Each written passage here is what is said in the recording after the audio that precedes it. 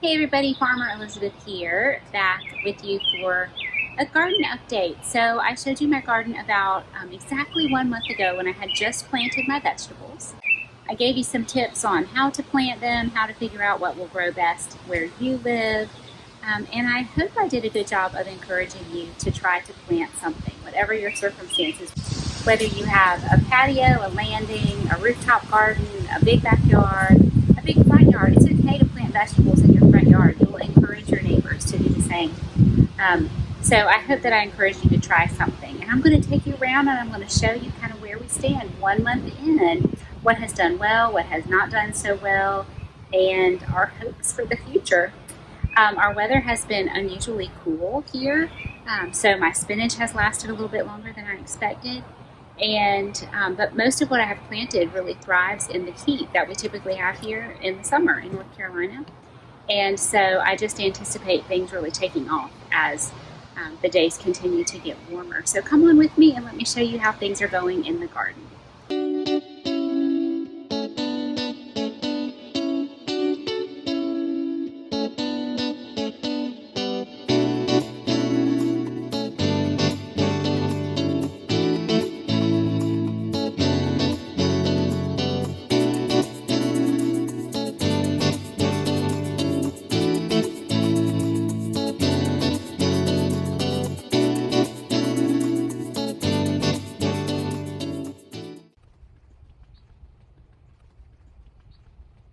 So we camped out this weekend in the backyard, and it was great. And the kids had their hammocks up there.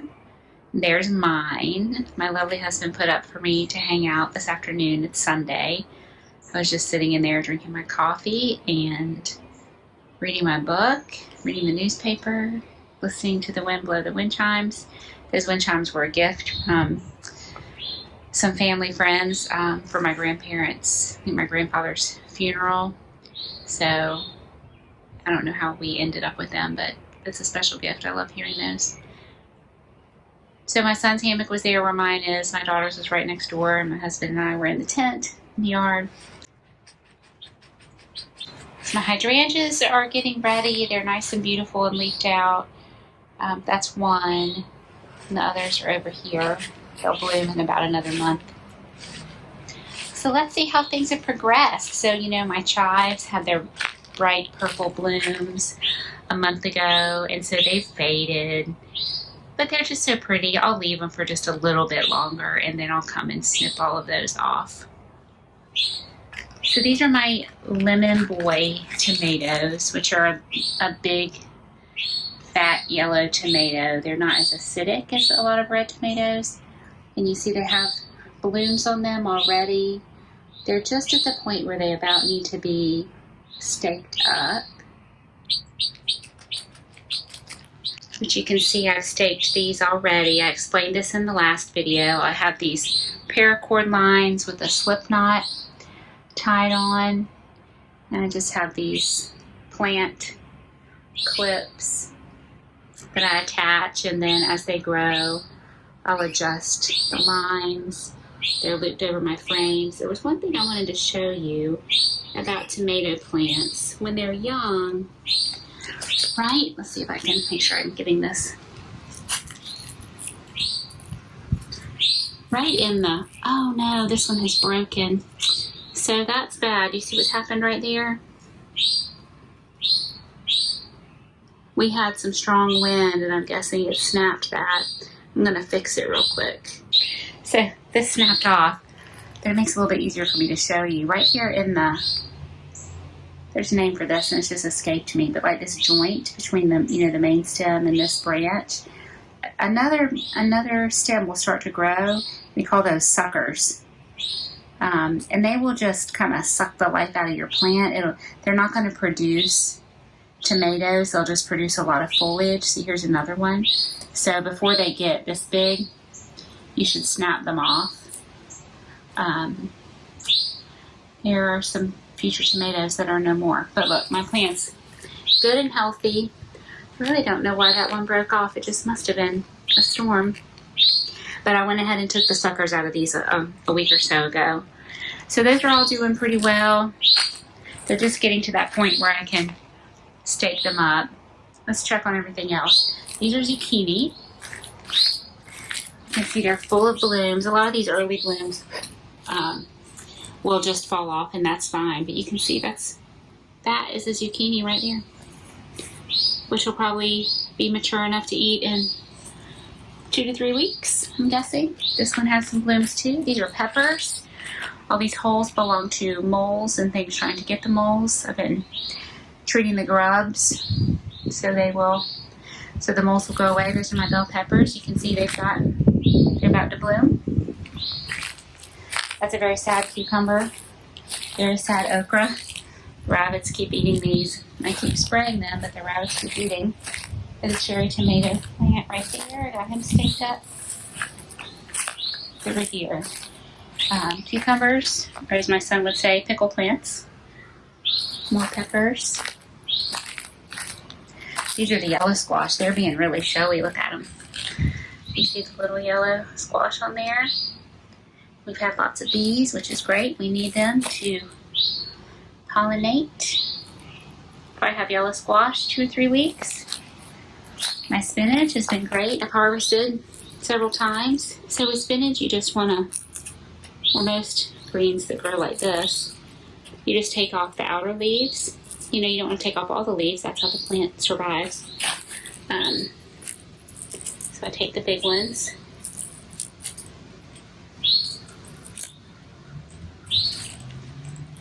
We've had several harvests. That's a chigger. They're no fun, the little red ones.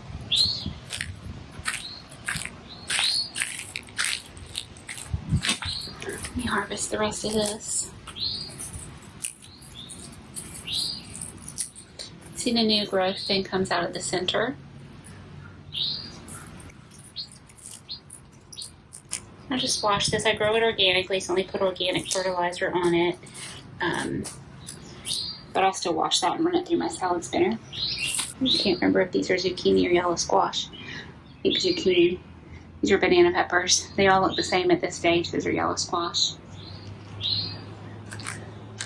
And then this is my biggest pickle plant right here. I placed him in that location so he would climb up that pole, and he's doing just what he's supposed to do. See what else is going on. See my knockout roses? Aren't they amazing? These guys, we planted them when we built that sunroom, and that's been, gosh, about 10 years ago. And we cut them way, way, way, way back in winter, way, way, way back. And they have just done great. They've been beautiful this week. I've got my day lilies getting close. Those are my daisies right there. The plants just look great right now. The iris already bloomed once, so I'll bloom a couple more times. There's our big pile of yard trash because they haven't been picking up the yard waste. More daylilies looking beautiful. My hosta over there. Japanese maples are great right now. Look at these beautiful leaves. They just turn bright fiery red in the fall. So pretty. So there you see I have my support lines looped over my pole. So this one, each tomato plant will end up taking support in up to 6 places. This is a cherry tomato right here, and they tend to grow kind of tall and spindly. And so I intentionally planted here next to this pole, and then the others are over there beside the one that has the trellis, so that there is more support.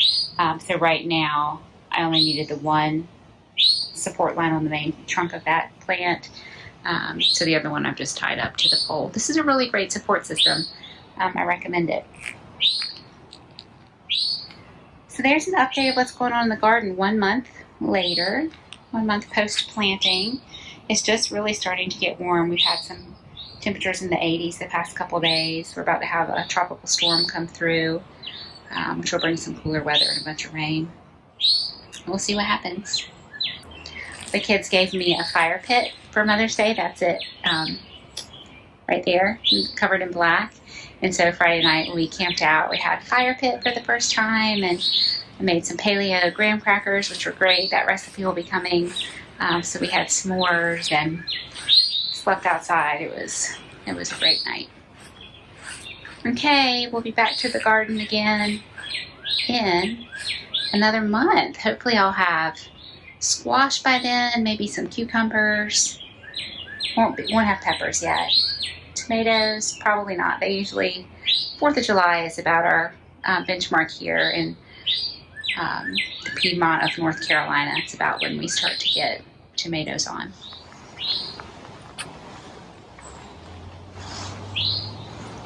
So we're 36 hours later after I filmed my last update, and I just wanted to show you what a good, slow, steady rain will do. Look at the blooms on the squash, how big and open they are. Just how much these plants have grown in that short amount of time. Look at these zucchini over here. I mean, that's a tremendous difference. I'm trying to find a zucchini. There aren't any really to show. Let me show the yellow squash. So you saw the spinach after I harvested, and look at it already.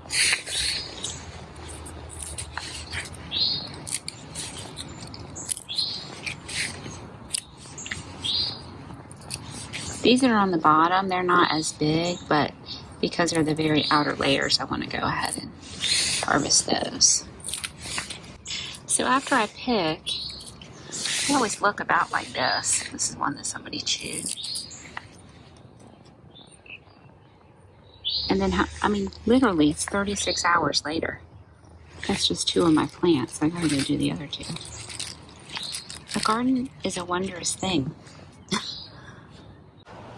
Okay, so that's it. I hope you enjoyed this garden tour. And now that I'm done working, I'm gonna sit back in my hammock, and I really rough it. I bring some pillows out, and I bring my coffee, and I have my book that is on my iPad, and I am gonna lay down and I'm gonna read my book for a little bit. And I hope you find something enjoyable and restful to do today as well. Thanks for watching, everybody. I'll see you next time back in the kitchen.